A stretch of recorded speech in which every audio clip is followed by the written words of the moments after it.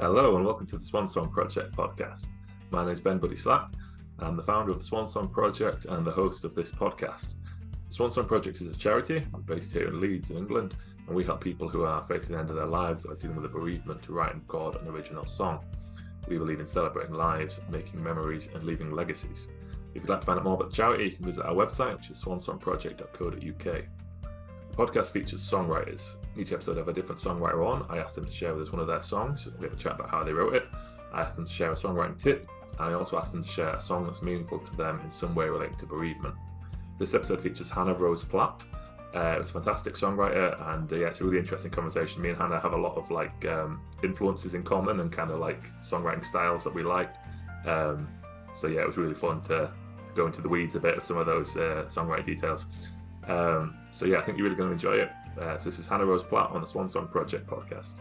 If you do enjoy it, please like, share and subscribe. We've got a lot of great episodes coming up that you're not going to want to miss. So yeah, hope you enjoy it.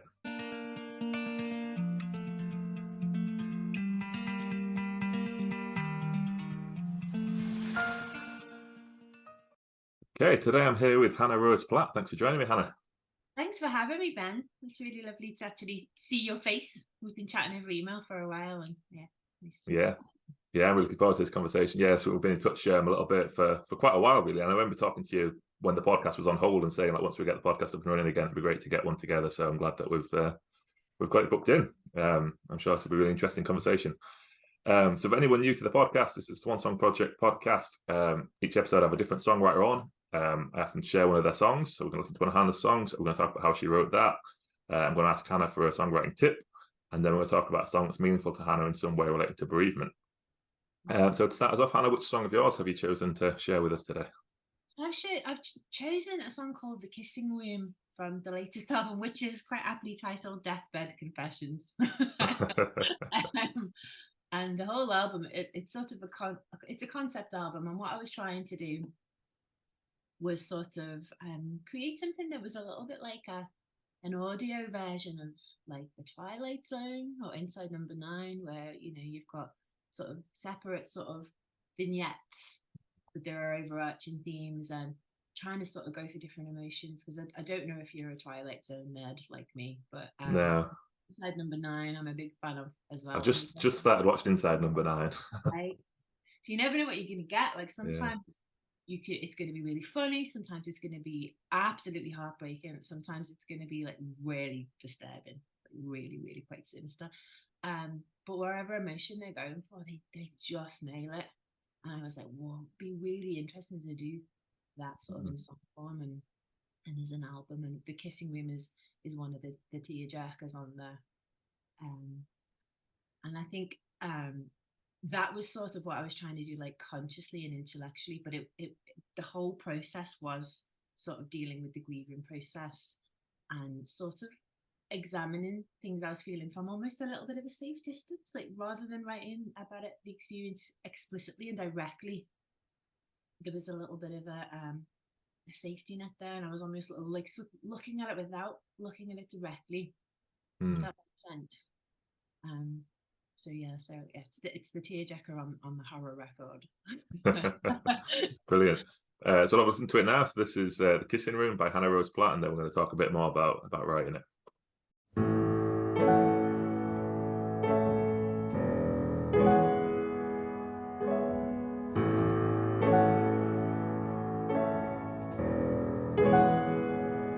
In the kissing room, Grand Central, the end of war's in bloom, waiting in a cloud of mixed emotion and perfume, perfectly arranged, welcome home bouquets of hopeful daughters, sisters, wives and mothers, teetering on tiptoes underneath the clock, butterflies every time I think it's you I spot, fresh green uniforms, no familiar face, tears and lovers running, hurried heels applaud as they embrace the way we did a trembling goodbye, each breaking a promise not to cry. Lips on my forehead, my hands on your cheeks. Is this how you remember me? Sounds of bullets and hearts breaking in my ears as I roam round the shoeshine boy still sleeping near a booth of telephones, as empty as the pockets of the beggar at the door, who seems to gaze right through me and doesn't hear me call your name the way I did into the whispering stones every night in vain to bring you home. In the blue dress you love, my curls pinned up high, just as you remember me.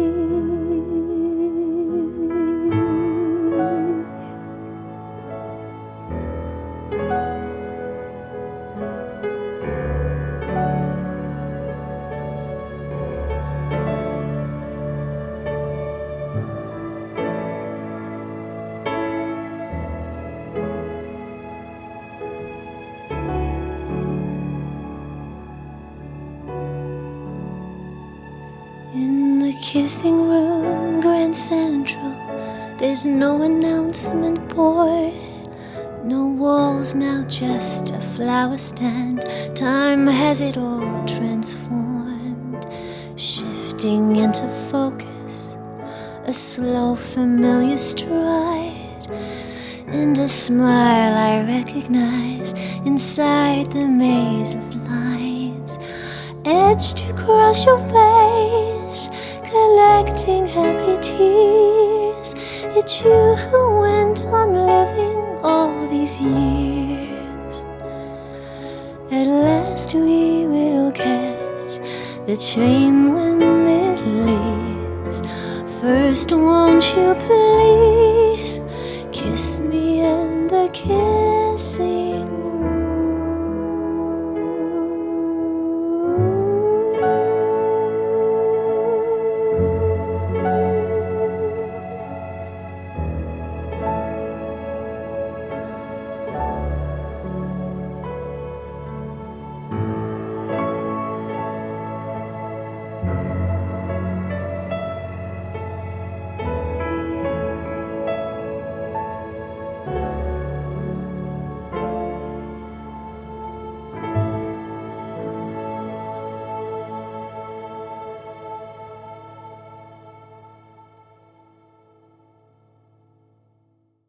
Okay, brilliant. So that was The Kissing Room by Hannah Rose Platt. Yeah, it's beautiful and very kind of haunting, moving song. That's a really interesting what you're saying about the concept for the album. So when you started on that, how did you start deciding what the songs would be? And you were saying this was the tearjerker one, did you decide like I want to have a tearjerker one and I want to have one like this and then write the songs to fit that, or how did that process go? A little bit, but not as rigid. Sort of, I didn't sort of map it out strictly, but I knew that I wanted a sort of an experience where people were quite disturbed, and then there's a dark comedy song on there about cannibalism as well.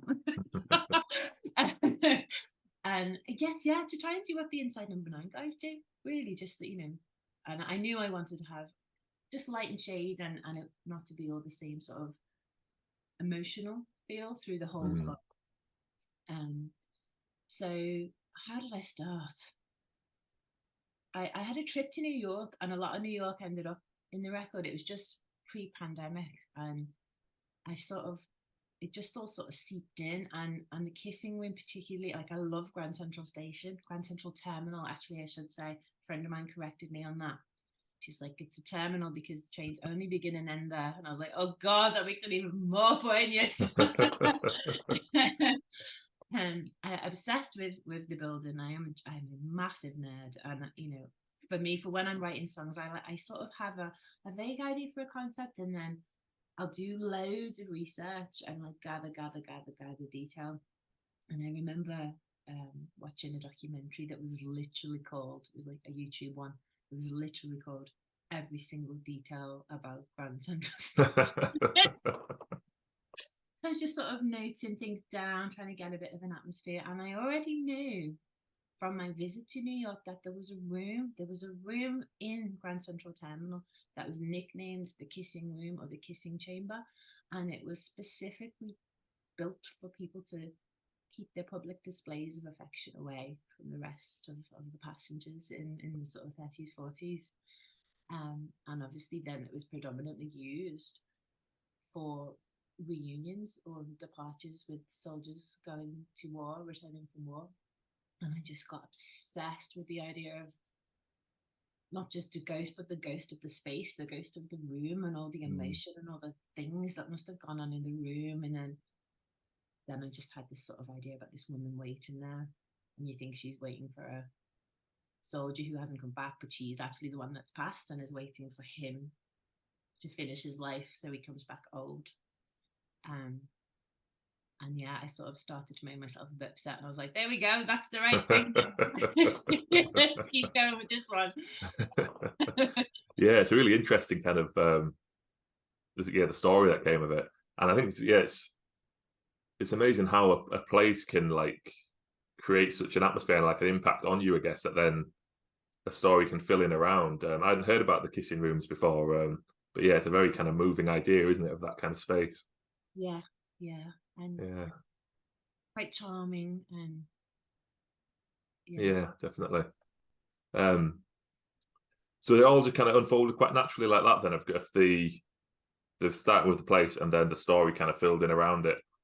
Yeah, I'm just trying to think of the other songs. So some of them started from places, some of them started from from titles, like the opening track, Dead Man on the G Train. Again, my trip to New York, we've been to Brooklyn that day, me and my partner, and we had a meeting with this fantastic woman. She's kind of like I call her my rock and roll fairy godmother. She's like a mix of like Chrissy Hines and Debbie Harry rolled into one, and she's VP of this like guitar pedal company. She's really cool, and she took us out for dinner. And she's from Brooklyn, and she was like complaining about how far it is, and like who even knows where that goes, and who even knows where the G train goes. You got to get the G train, and like apparently people I've spoken to, like everyone who's in New York, like rolls their eyes and is like, you might die actually waiting for one to arrive. Like, when she's like, and she said to me, it was full of strange people, full of strange characters, and I think there was a dead man on the G train once, and I was like, way to brain, like, oh, okay, can I put that in my phone for later? And then the story just popped. It was just like, there's a hit, takes place on a train. It's New York in the 30s. It's actually the wife that organized the hit, and it's like a double murder, like a whole, I don't even know what's wrong with my brain sometimes. I'm trying to think about them as little screenplays sometimes. I think that's the best way to describe it. It's like I can sort of see a lot of visuals and all right, now how do I get all of that into words and music? Yeah, it's amazing, and like I guess the richness of what a song can tell. I think there's an interview if you've seen the Songwriters on Songwriting book. It's amazing, isn't it? I thought you might know that one, but I'm sure it's Randy Newman or someone in that who's talking about feeling that songwriters should have the same capabilities, I guess, of a short story writer, which I really like, and you kind of get that with certain songs, don't you, where it feels like a huge story, but in 3 or 4 minutes. Yeah, and I love listening to those kind of songs. Like I'm a big Tom Waits fan and a big Nick Cave fan, and like a rich sort of narrative and detail, and like sort of escapism, I guess, complete escapism is when you're up in all the senses, like And I find a lot of times it feels like the more you listen to them, the more you kind of get. Like I love ones where there's real subtlety in like the description of the character or a place, which kind of gives you a whole other backstory that you can unravel. Really nerd out on that too, totally. Or if there's a twist in a song and you like then listen to the song, you have a completely different experience the second time, third time around, because the end. You're like, oh wow, and all the breadcrumbs and the little Easter eggs they've laid in there make sense. And me and my friends were talking about this recently with like how songs that you've known for a long time change the meaning with you, and I find a lot of time with that with story songs where there's ones where I guess when you get to a certain stage in your life, you kind of relate to different characters in the stories more than you did when you were younger. Like all of a sudden, like this character's perspective makes more sense, and you're like, oh, that's probably what they were thinking about there. Yeah, totally. Yeah. So is that how you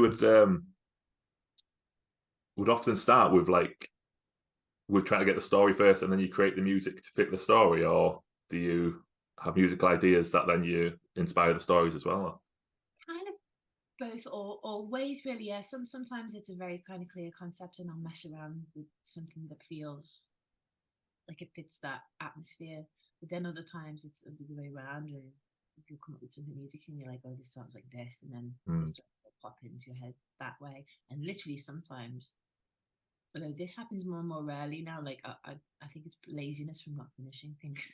I'd have like a bank of musical ideas, and I'd be like, oh, which idea fits what I've already got? But that's becoming less and less, actually, funnily enough. I've not thought about that before. Do you know why that is? Yeah, kind of both, really. Yeah, both ways. Yeah. And what's that? This might be kind of one of those questions that's like hard to put into words, but what's that process like? So when you've got, say, so let's go back to the kissing room, for example. So you've got this kind of story in your head, and I kind of imagine you've kind of got it very visual. You're picturing all the things that are going on in it. And so with that one, did you write the lyrics first? Do you remember? This one was an interesting one. So the reason why I love Death by Confessions so much, I've got a real soft spot for it, is because I did try and push myself out of what I'd usually go to in terms of writing music. So for me, it would always be guitar. I played guitar since I was 5, and I picked that up. And you get like boxed into a certain way of working. And producer Ed, and we were chatting. I was chatting about what kind of songs I wanted to write. Let me come back to that later, because there's a funny story there of how I decided you should be producer. And he was like, just put the guitar down, just like see what else you can, sit at the piano, and I play a little bit piano, or and he's like, there's this really cool app called the Optigan app. Have you heard of the instrument, the Optigan? No, I don't think so. Ed's got a real one. And it's like this all, I think they're from the 70s. And I always imagine them to be, when you see like 70s films and there's like the rich guy who's got like toys in his living room. It's like, check out my Optigan. Like, but it looks like a keyboard. So it looks like an upright. And you've got keys like a keyboard. And then you feed in, I think it's like acetate, like it looks like a vinyl, but it's transparent and like floppy. You feed it in, and you get all different packs. So there's like the Christmas pack, or the Bossa Nova pack, or this pack or that pack. And then you manipulate the pitch and the speed, the keys. I guess it's like really early sampling, I suppose, in a way. But it just sounds warped and like quite messed up and a little odd. And so it's actually gone. I tried to re-download it on my new phone and I can't find it, but I had it for this brief period of time, this Optigan app. And I just knew I needed something that felt like I wanted it to be set in wartime, and I was like, okay. And I found this pack, and I just sort of slowed it down and started, and I did the chord progression that way. And it was sort of piano, and I knew that like what we'd end up with, because obviously Ed was playing piano, and it's like it's an extension of him. So that sort of came first. I had the concept and I knew roughly what the story was going to be. Then sort of did the chord progression on this weird little app, and then came the lyrics. And I was putting off writing the lyrics for quite a while because I knew it was going to be a slog. Yeah. I knew, or I was seeing so much, like, and smelling so much and hearing so much, and I was like, I knew it was going to be a faff to get it down, and it was, and it was fun, but it was one of those songs that's like heavily edited, like lots and lots of S's. Okay, now I have to take out everything that doesn't absolutely have to be there, which is hard. Yeah. But very satisfying when you get to the end. Yeah. So yeah, it was like, okay, how can I convey how noisy everyone's heels are as they run into their loved ones, and in one line, or how can I like try and express that sinking feeling as she's under the clock, and like everyone's coming and she's looking out for him and it's not him, and like how can I need to like boil it down, like reduce it down like a sauce. God, I sound like a right nerd. But yeah, it was a lot of fun. Tricky, one of the trickier ones. It doesn't always happen like that. Yeah. I always think it's worth seeing the idea through to the end. You have to have respect for it. Yeah. Yeah. Yeah, no, it works really well. I think that's it's a very kind of like important part of the process. Well, important part to share, I think, for people that are like that. Editing lyrics can take so long, and that idea of like, you know, I think it's a misconception with people often with songwriting, that they think that it's just written like as it is, rather than that often you write pages and pages and pages, and then it's more of a removing things to get it right. Just going back to songwriters on songwriting, one of two of the interviews that really stuck out as a contrast. I hope I'm going to get this right because it's been a long time since I've read it, but I was struck by Neil Young interview versus the Leonard Cohen interview, and I think Neil Young was talking about like, if I can't finish my song in 20 minutes, it gets binned. Yeah. And I love his work. And Leonard Cohen was like, I get up at 9 o'clock and I write, and I have lunch, and then I write, and I have dinner, and then I go for my work, and then I write, and I have shelves of notepads for one song. Yeah. Like the difference, the chasm. Yeah. But they still yield like fantastic results both ways. So. Yeah. There's a bit, I think it's in that same Leonard Cohen interview where he's talking about Dylan, and him and Dylan having like brunch together in Paris one time when they were crossing on tour or something like that, and them talking about songs. And what was it that I think Dylan asked him how long it took him to write Hallelujah, and he said, I lied and said about 3 years or something like that. It was actually like 10 years or something like that. And then he returned to Dylan about like, oh, this song of yours, I really like, how long did that take you to write? And Dylan said like 10 minutes. Yeah. How do you, so when you're doing that, so I imagine like, I don't know how many verses you might have written, but written a lot. What's the process like then of boiling down? That's something I find really interesting, of like when you've got so much content. And I imagine again back to that Leonard Cohen, I've read that interview so many times. I love that interview. There's a bit in there where I think he reads out some of the alternate verses for Hallelujah, something like that, and they're amazing. They're like stunning verses, but somehow to be able to go, like, actually, no, I'm gonna. So I guess there's how does the boiling down go? And what are your thoughts, I guess, on how long the song should be? Do you put boundaries on that? I want it to be within a, so lots of people don't want songs that are, too long, but where do you draw that line around length versus making sure you've said everything you want to say? So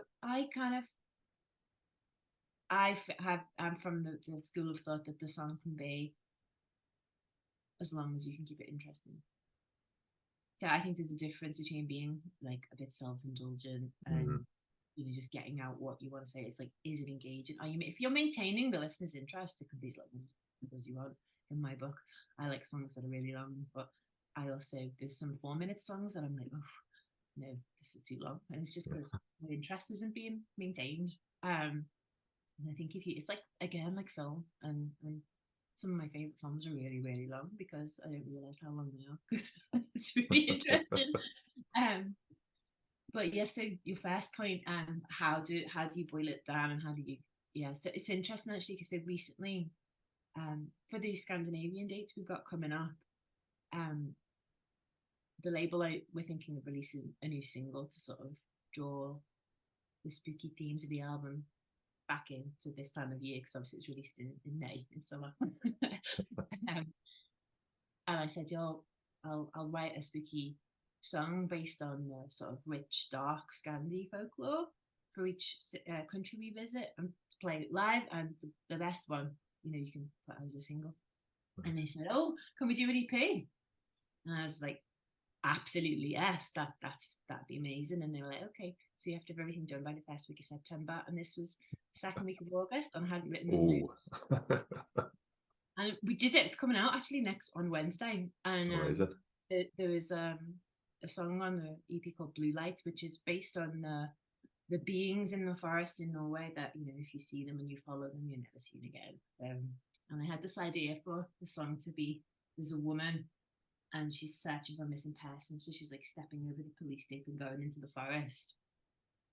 And she thinks she sees them, but it's actually, she's seeing the blue lights because they show you what you want to see. So she's constantly just walking in a circle, following this thing that's always ever so slightly out of reach, and it's really horrible. Like, she gets old and her footprints are in front of her and she's like, what's going on? So, and it's a 6-minute song and it's all synths, which I've never done before as well. And there was one verse that I absolutely adored, like the language in it. I was just like, oh, and it had to go. It just had to go because it wasn't moving the story forward. And I guess that's the thing. It's like, is this moving the story forward? If it's not, and it's just pretty language that I love, it's got to go. It's hard, isn't it? Yeah.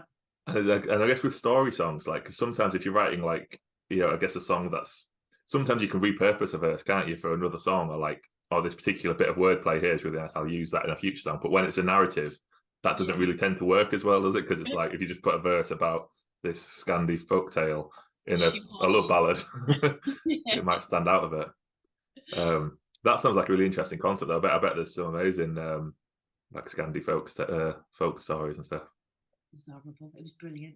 I'm a big fan. I'm a Carabelle, literally have been since a kid. I don't know what's up with me. I think it's the adrenaline, the thrill, being a bit frightened. Yeah. It was during the heat wave, so it was really weird. Like, I just had the curtains closed, watching Swedish horror films for TV.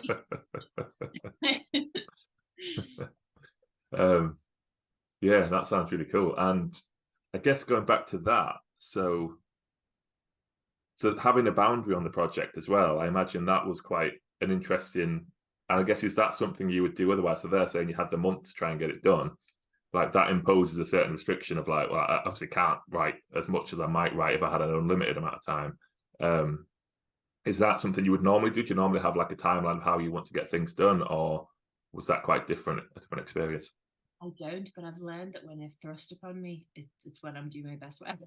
Yeah. So I need to actually enforce them, because I just won't. I'll just sort of do a bit like, but if bits and bobs here and there, like, but if I know, okay, this is what I need to do and this is the time I've got, I just get on with it. And I think one of the things that's quite helpful is there is no time to luxuriate in, like, am I crap? Do you know what I mean? Like, there's no time to be like, oh, can I even do this? Like, the imposter syndrome stuff. It's just like, I don't have the time. So you just sort of skip that bit of the process. It's quite nice. It's quite liberating, actually. Yeah, no, it's quite good. And I think there's something about the so Hannah does some songwriting workshops as well, so we've got some kind of crossover there. But in a songwriting workshop, that's one of the kind of things, what's quite liberating about it is when you're with a group, it's like, we're not trying to write a masterpiece, we're trying to write a song in an hour or in 2 hours. And then it's like, so whatever that is as good as it's going to be in that boundary. Whereas if you do have unlimited amount of time, you can get so much in your head of like, well, is this perfect because I've spent so much time on it? Whereas if you're like, well, it's as good as I could do in the time frame I had, it's quite liberating in that sense, isn't it? And it often ends up being really good. Yeah. You have been to and fro and agonizing over this line or that line. And obviously, it's really important for me, it was still important for me to sort of keep my quality control. Yeah. And not just sort of, I don't believe in that'll do. Like, but if there's just something that streamlines the process, I don't know, and the focus, I suppose. Yeah. Yeah, and I guess it kind of similar to what was the Neil Young thing from the interview about, and there's something about, I guess, the more you do something, isn't it? There is an ability to streamline the process. There's another thing, I can't remember where I heard it, I'm sure it was Solomon Burke or someone, one of these great old singers who had a similar thing with recording vocals. If I don't get it in like 2 takes, I'm not going to do it because it's something wrong. And I guess it's, people with that experience and that kind of good at what they do, it's all about capturing that feeling and yeah, totally the recording process, like, there's a rawness that's lost after a few takes that I totally know what you're saying there. Yeah, it's interesting. Like, specifically with this project, having quite a very clear framework was really helpful. And there's obviously a lot of us in every song that we write, but sort of I find it easier to draw on external sources. So again, like, okay, I know exactly what I need to do now. I've got 2.5 weeks. I've got these windows of time. I know the themes. I know the concepts. I know the countries I need to research. So I just need to gather.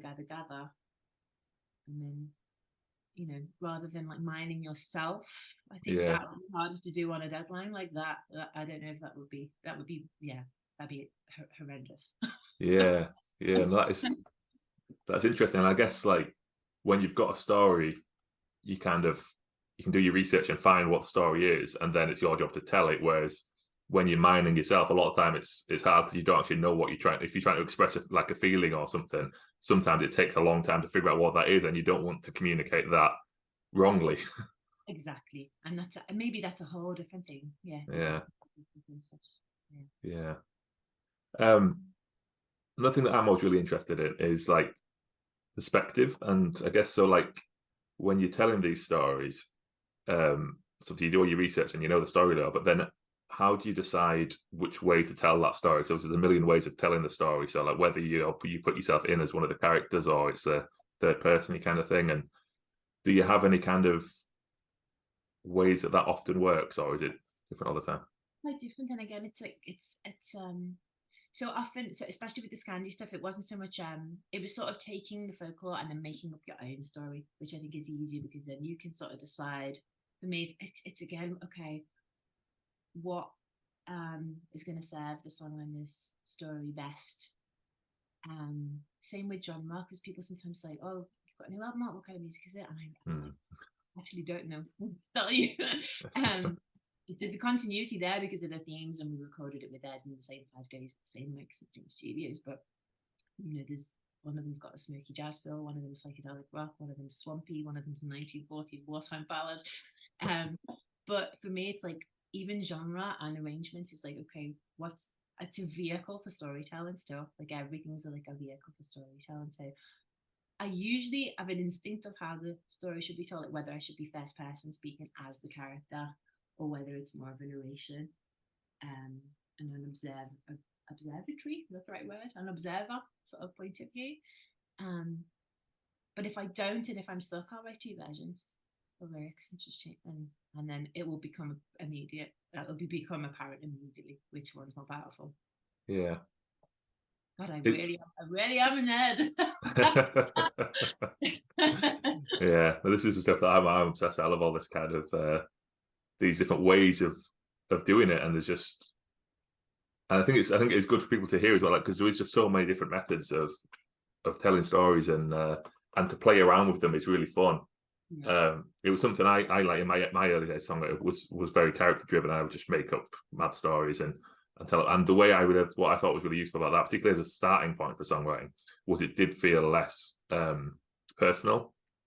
It was like, oh, I can create this character, and it's like, so it's not me. Don't have to be embarrassed about what's going on with this character, and the character could do things that I can't do. Like it kind of felt like, I could tell really interesting stories rather than stories about me making milkshakes and doing boring things. It was quite liberating in that sense. Fun. Yeah. Good question to ask us if there's songwriters who listen who are into this stuff as much as you and I are. Good question to ask is how aware is my character of what's going on in this story, and how aware do I want my audience to be, and then that'll sort of tell you. So if your character's quite unaware but you want your audience to be aware, it's probably going to be a narrator perspective. If your character's unaware and you want the audience to sort of go through the story with them, and for the penny to drop with the character, then it's probably going to be first person. You know what I mean? Yeah, that is a really good tip. Really good way of looking at it. Yeah. How do you want to reveal? How do you want to tease out the story? Like, are they observers like you, or are they going through the drama with the character? Yeah. Is that a decision you make before you start on your writing? Often happens as I'm writing. As you're doing it, yeah. I'll often run. My partner's a musician. He plays bass and many instruments, very talented. And he'll often be in the other room, and I'll be like running. I'll be, what if they were dead all along? What if that? And there'll be some weird twist. And like there was the one of the songs on the upcoming EP.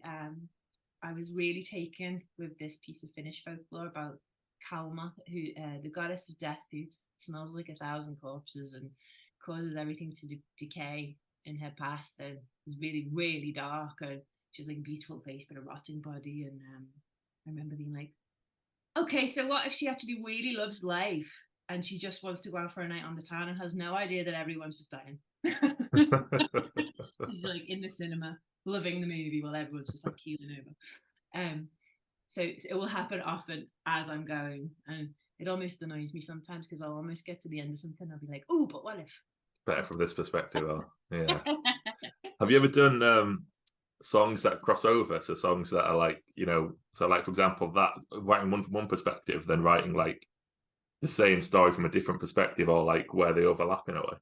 It's something I really want to do. I haven't yet, but for Deathbed Confessions, I could have gone on and on and on. I actually started writing short stories from different perspectives of the characters because I was going to do a book as a companion piece, and I'd still love to do that at some point. But there was no time to do it in conjunction with the album coming out. But it's something I'd love to bring out later, like the different characters in the story. So, for example, in Denman and the G Train, it would be the clumsy hitman. We go back to his childhood and like that kind of thing. I literally, like, it's quite nerve-wracking how what a rabbit hole it would be. Yeah. But yeah, that lights me up for sure. Yeah. Have you done anything like that? Have you done anything like that yourself? Yeah, I used to have like in my head there was a universe where different characters would, like, and sometimes I had greater plans of like, these two characters exist in the same world, but these songs don't overlap. But in a future one, these two characters, obviously, I don't think anyone who listened to any of it picked up any of it. But in my head, it was all. And again, I think that was. I would listen. I think that was for me. I think so. Both big Nick Cave and Tom Waits fans, but I think there was a thing where I heard about Nick writing Red Right Hand and drawing out the town where it takes place and having a real visual image of this city where the song was set. And I think that really stuck with me, of like just having this, like, so in my head I had this kind of like town or city or whatever it was, and like I could see where like this person lives over here and this person lives over here, so this song takes place at this part. And this, I love that. Yeah, it's such a fun way. I mean, I guess if your mind, I think some people's minds maybe don't work this way, but if your minds do work this way, I found that so much fun of kind of mapping out it. And the same like with listening to, again, particularly like Cave and Tom Waits, listening to some of their songs and thinking like, is that the same character from this song? And there's just sometimes just like a little line where it's like, that's the same way that character was described. Or and again, there might be nothing to it, but it might be part of their master plan that 20 years apart they've written the same character into a song. Yeah, and you know what? If you think it is, and that makes you feel all nerdy and happy and passionate, then just pretend it is. If you think it feels like that, then just go with it. But no, I love that. I think I guess it's how when I listen to a lot of novelists speak about their craft, they always talk about you have to know a lot more than you put in, and I think I really do actually subscribe to that. Like, and there's something really lovely about having this. Sound very sad, but like it's some of it's still a bit secret and some of it's still a bit yours, and I don't know. There's something in that.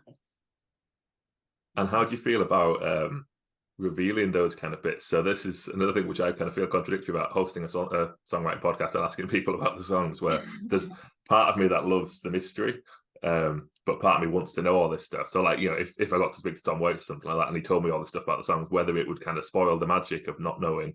So how do you feel about that? Like, do you like to keep a certain amount private and like let people make their own minds up? Or God, now I'm like, weird. This was what I was going for, and like, I mean, and any excuse to talk about this stuff is just, I just love it, because like, there are a lot of people that you said that that aren't interested. I might say to like one of my close friends, oh, this, and this, and then this happens, and what about? And she'll be like, yeah, okay, so will we go in for coffee? Like,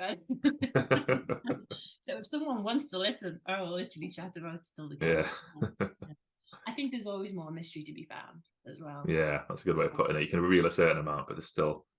Well, and I think it's like, I mean, sometimes I've had that with songs where like they've not really gripped me at first, and I've heard a story about them and been like, oh, wait a minute, maybe I'll go back and listen to it again. And then it's like, it takes a while to grasp it, but once you've got it, it's like, oh, this is actually amazing, what's going on here. But it's it was over my head to begin with. There's a great have you seen the Tom Waits Storytellers episode he did?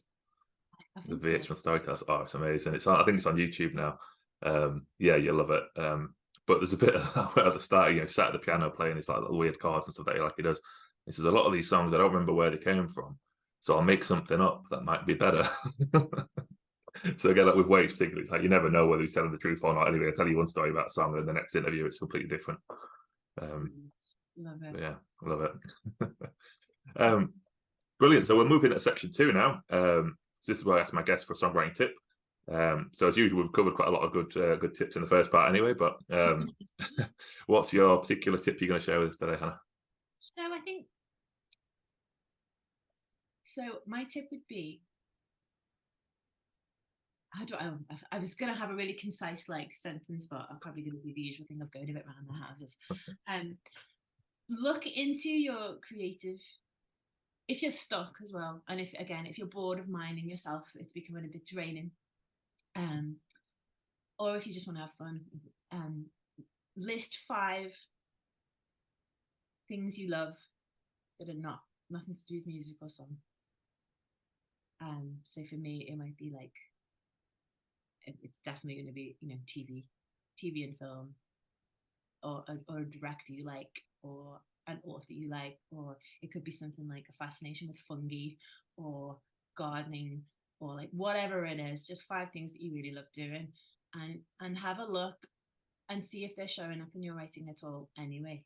And if they're not, have a go at consciously trying to make that thing show up.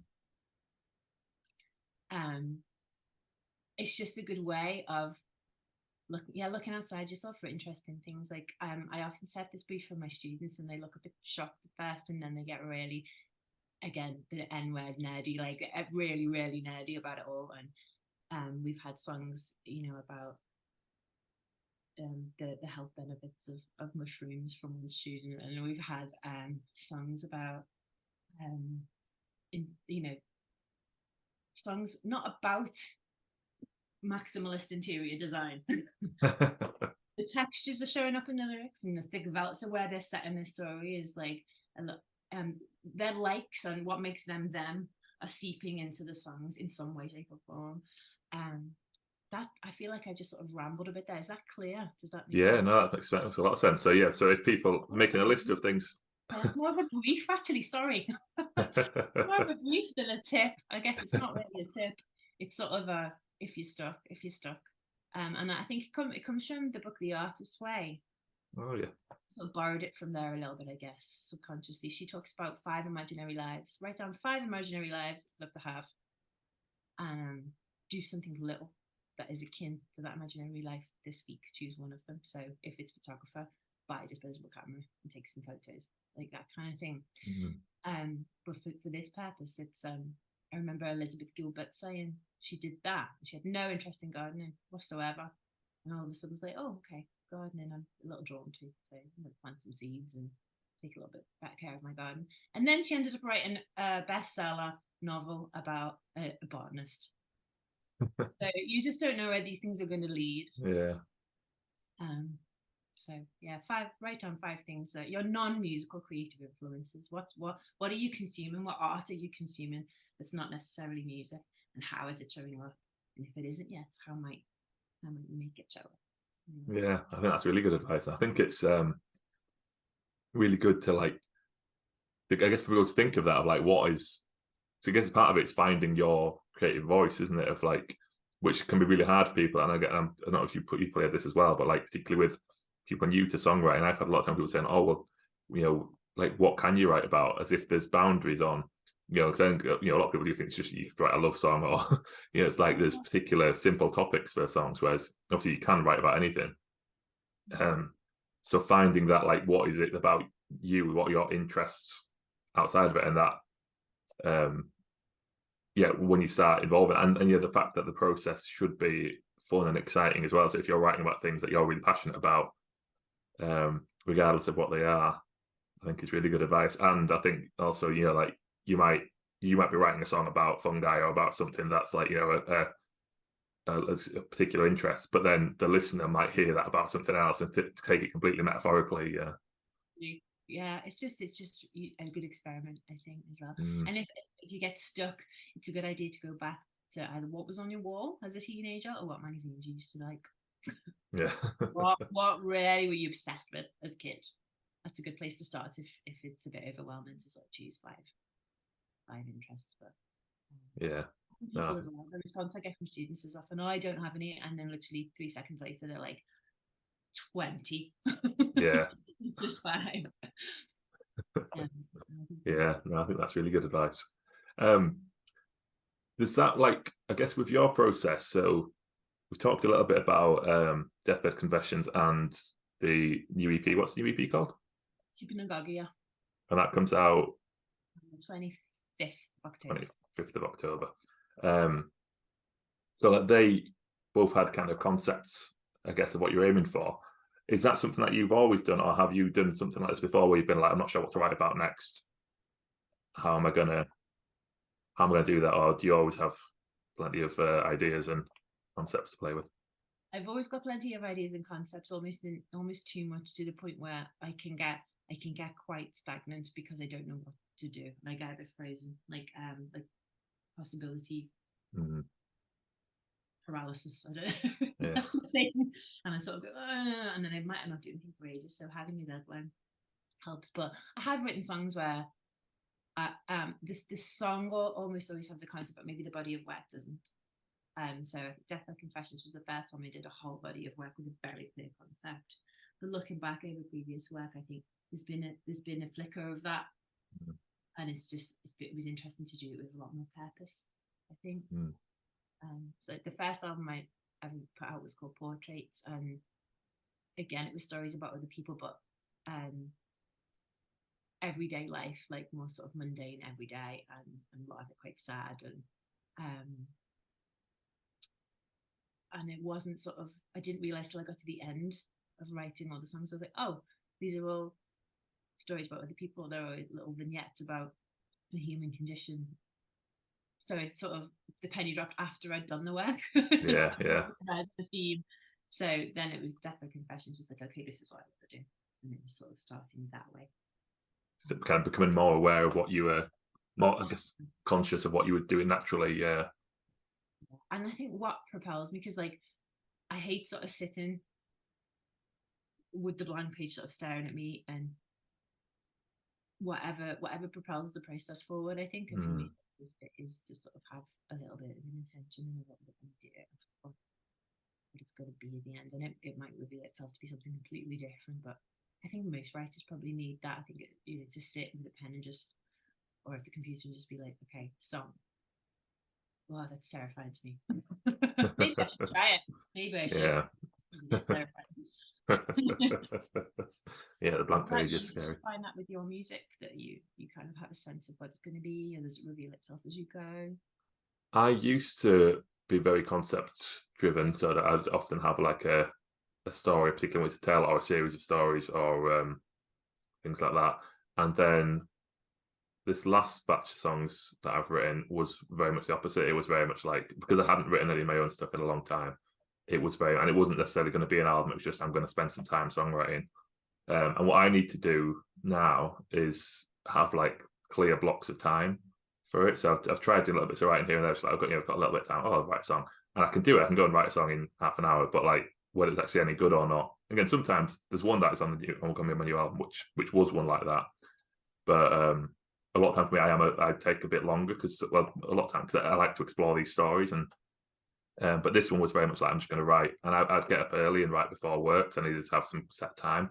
So I'd come out here and sit here, and I'd just make myself write for an hour to hour and a half every morning, and then see what came out of it. So that's been quite fun, actually, of not. And then again, like when you see it as a whole, it's like, oh, there's kind of is a concept here, but I wasn't aware of it at the time. I was just writing. See what came out. I think there's something really powerful, isn't it? Is, forming the habit.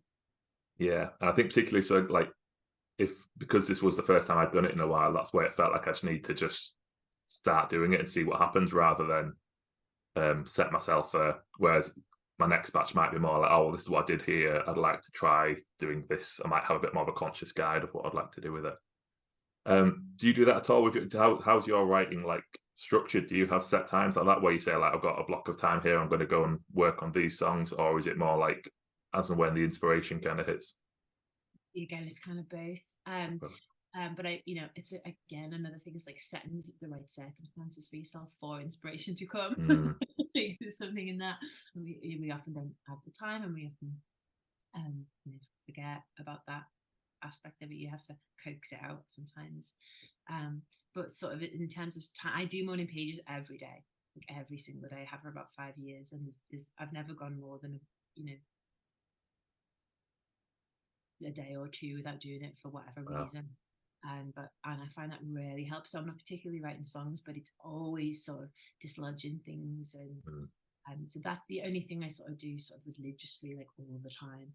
And I'm really bad. Like I will often not really write songs until there's a reason to. Until okay, I need another body of work. I'm going to do this, or this is I need to do anything. Okay, I'm going to do this. But then I realize I have been doing the work. I just don't realize I've been doing the work.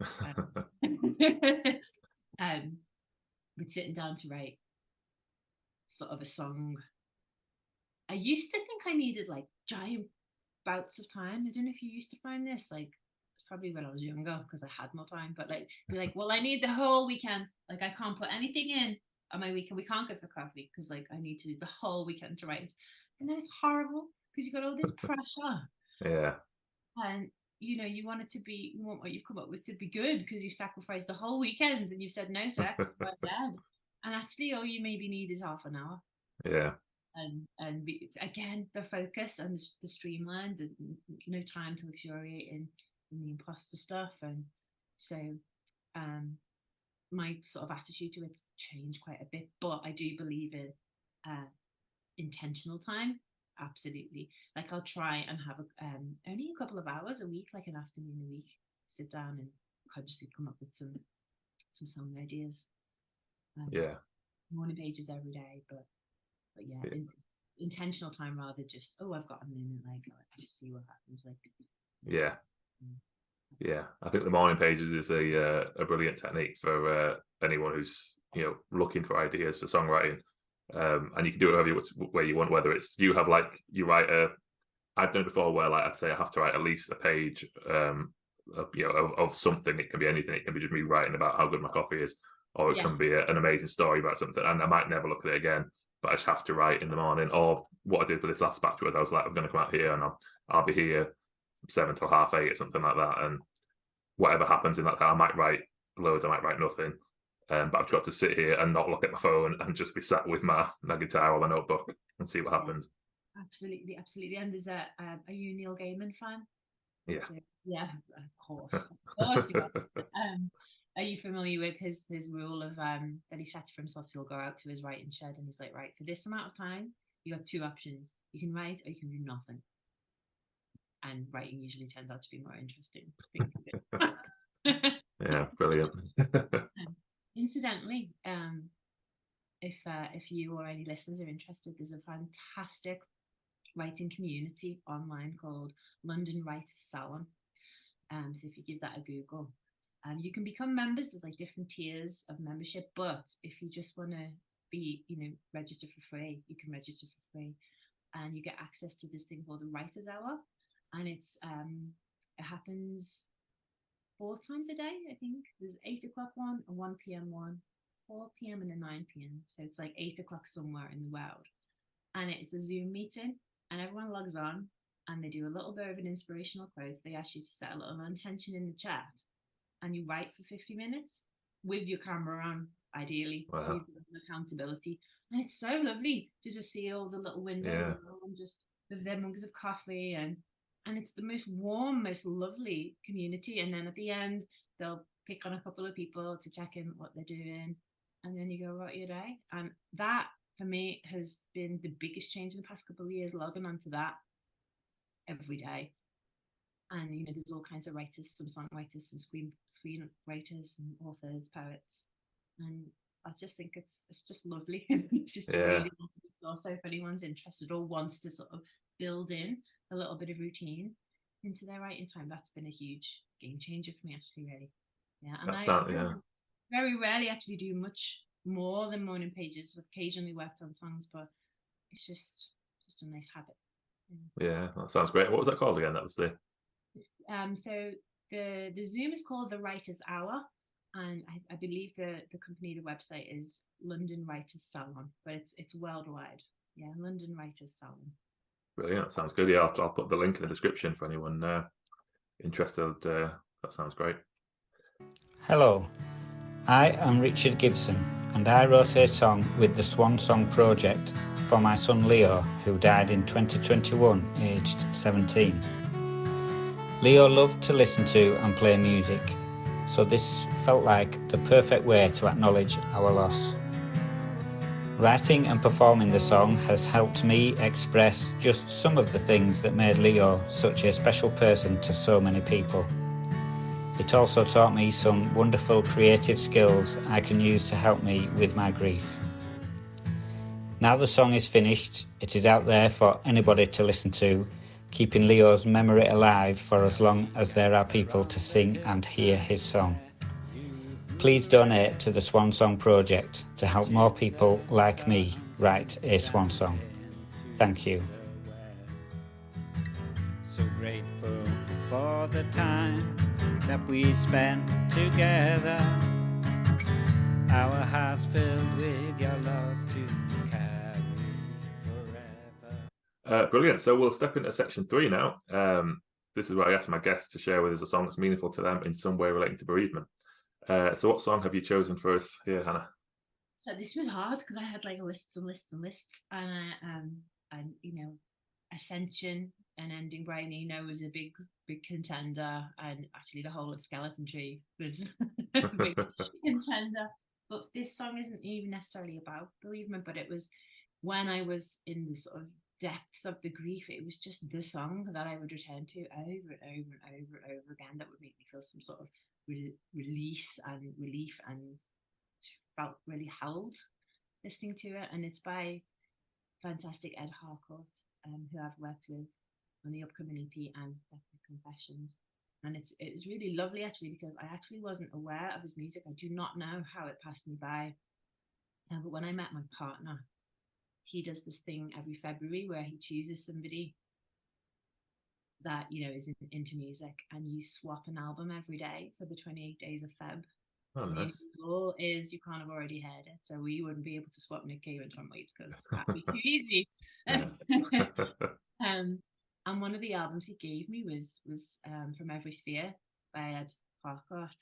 And I think I was dealing with the death of my ex. It was a very, very complicated situation. We'd been not together for a couple of years, but it was a very long relationship that had become quite controlling. So it was a very complicated sort of grief. And it was maybe a week after he died, I heard this whole album and this Swan Song, Sister Renee. I just felt like permission to move on, listening to it. I don't know what it was. The lyrics aren't about that. Like, there's just something in the music that is so emotional and so grand and heartfelt. And I don't know if this is going to make me sound insane, but again, the visual brain. I remember walking around, listening to it on repeat, walking around the South Bank. And I felt like this big red velvet curtain was like coming down on Act 1 of life. And it was okay to now start Act 2. Like, that's the only way I could describe it. Yeah. Really important song. And so then it was complete coincidence that I ended up working with Ed. So it felt like a really lovely full circle moment, because I hadn't met him when I had heard that, obviously. And yeah, so.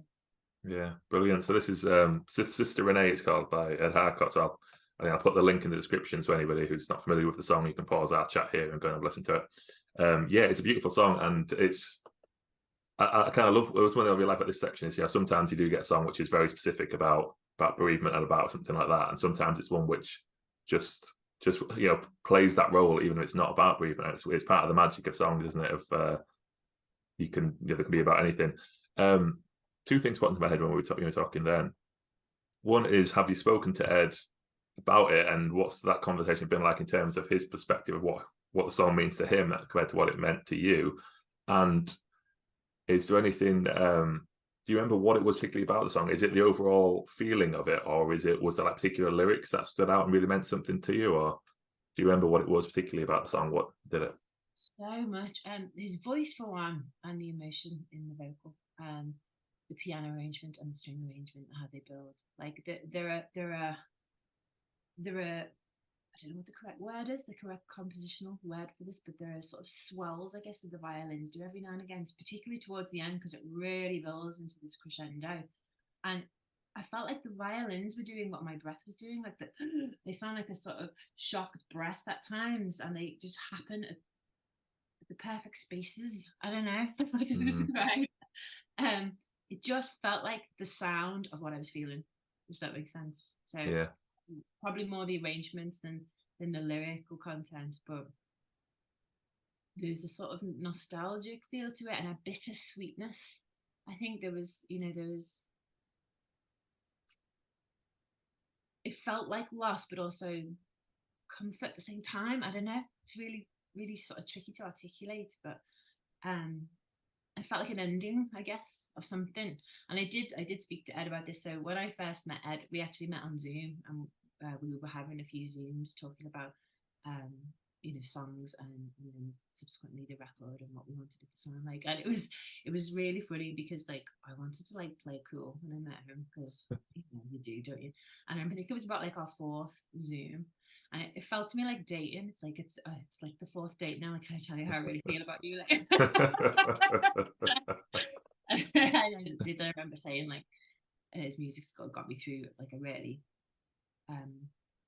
really tricky time. He told me what it was about. It was actually about his father being in hospital when he was young, being in and out of hospital, and being all overwhelming, and relationship with one of the nurses. So we're in the ballpark. Yeah, we're in the area. Bereavement and death and loss, but we're not quite there, I guess, because his father is still alive and well. But yeah, what was I going to say?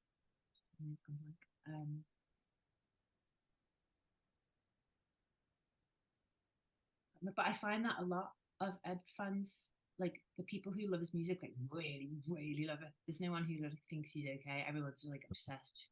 And there was actually a lovely story. So when my mum told a friend of hers that I was working with her, because he was asking what I was doing. He's a venue owner up in Liverpool, and my mum said she said, "Yeah, Hannah's working with Ed Harcourt," and she said his face just sort of fell, and he was like, "Oh my God, like I absolutely love his music. It got me through the death of my first wife." Yeah. And my mum didn't even know he had he was married before to somebody else, and all this stuff came out, and he was like, "Yeah, I was caring for her. She was terminally ill, and what would get me through the day would be putting her to bed and turning down the lights and listening to Ed Harcourt." And I was just like, from the mention of his name, all of this, there's an intimacy there now that wasn't there between my mum and this person. And that's just the magic of song and music. And I just thought that was lovely. I need to tell him that. You need to pass that on to Ed, because it's really important. Yeah, it's. I mean, it's just magic, isn't it? And how powerful music can be in those times. And I think that part of it is something that always, it's amazing that a song can be written which conveys an emotion, which then helps someone else with that. Like where it's kind of purposely the same thing, and then there's others where it's not. It wasn't the intention of the song, but it can play that role. And I mean, Skeleton Tree is a kind of amazing example, isn't it, of if anyone doesn't know, this Nick Cave's incredible album that he wrote. Well, it came out after his son died, but a lot of it was actually written before he died. But it feels like the way it kind of captures what it feels like he wrote it after he died, but a lot of the songs were actually written beforehand. But it's just amazing. That for me, that's for when I consciously want to really sit with the dark stuff, and I want to stare it in the face. It's like that's on and sit with those emotions. Listening to that record, which is the beautiful thing about it. Yeah, incredible. Brilliant. Well, thanks very much, Hannah. It's been really nice talking to you. Part of me has been very conscious of. I feel like we could have gone on for another couple of hours, but try keep it in some kind of thing. But no, this has been great. And the new album comes out on the 25th. I'll put the link to your website and social media stuff in the description so everyone can follow you. Thanks a lot for doing the podcast, and thanks people for tuning in. We'll be back with another episode soon. Thanks so much for having me. Loved it. Thank you.